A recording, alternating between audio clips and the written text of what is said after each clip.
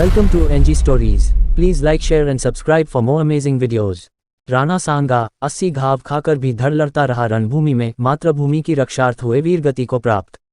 अप्रैल 1482 को मेवाड़ के चित्तौड़ में जन्मे महाराणा संग्राम सिंह उर्फ राणा सांगा की 30 जनवरी 1528 को मृत्यु हुई थी। राणा कुंभा के पुत्र और राणा रायमल के पुत्र राणा सांगा अपने पिता के बाद सन 1509 में मेवाड़ के उत्तराधिकारी बने। इनका शासनकाल 1509 से 1527 तक रहा। राणा सांगा ने इब्राहिम लोधी, बाबर, महमूद खिलजी इस्लामिक शासकों के साथ युद्ध लड़कर अपनी मातृभूमि की रक्षार्थ बलिदान दे दिया था। आओ जानते हैं राणा सांगा के बारे में अद्भुत तथ्य। राणा सांगा की पत्नी का नाम रानी कर्णावती था। उनके 4 पुत्र थे जिनके नाम रतन सिंह द्वितीय, उदय सिंह द्वितीय, भोजराज और विक्रमादित्य सिंह थे। ऐसा भी माना जाता है कि राणा सांगा सिसोदिया राजवंश के सूर्यवंशी शासक थे। यह पहली बार ऐसा था जबकि उन्होंने विदेशी आक्रमणकारियों के खिलाफ सभी राजपूतों को एकजुट कर लिया था। उन्होंने दिल्ली, गुजरात, मालवा के मुगल बादशाहों के आक्रमणों से अपने राज्य की बहादुरी से रक्षा की थी। राणा सांगा ने इब्राहिम लोधी, महमूद खिलजी और बाबर के खिलाफ कई लड़ाइयां लड़ी थी। उन्होंने सभी को धूल चटाई थी। युद्ध में उनके शरीर पर लगभग 80 घाव हो गए थे, फिर भी वे लड़ते रहे। उनकी एक आंख, एक हाथ और एक पैर क्षतिग्रस्त हो गया था। इसके बावजूद वे लड़ने जाते थे। उनके घावों के कारण उन्हें मानवों का खंडहर भी कहा जाता था। खातोली के युद्ध में महाराणा सांगा का एक हाथ कट गया और एक पैर ने काम करना बंद कर दिया था।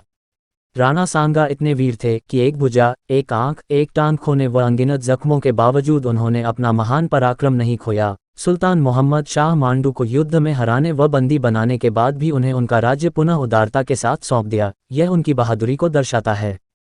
खानवा की लड़ाई में राणाजी को लगभग 80 घाव लगे थे, अतः राणा सांगा को सैनिकों का भग्नावशेष भी कहा जाता है। बाबर भी अपनी आत्मकथा में लिखता है कि राणा सांगा अपनी वीरता और तलवार के बल पर अत्यधिक शक्तिशाली हो गया है।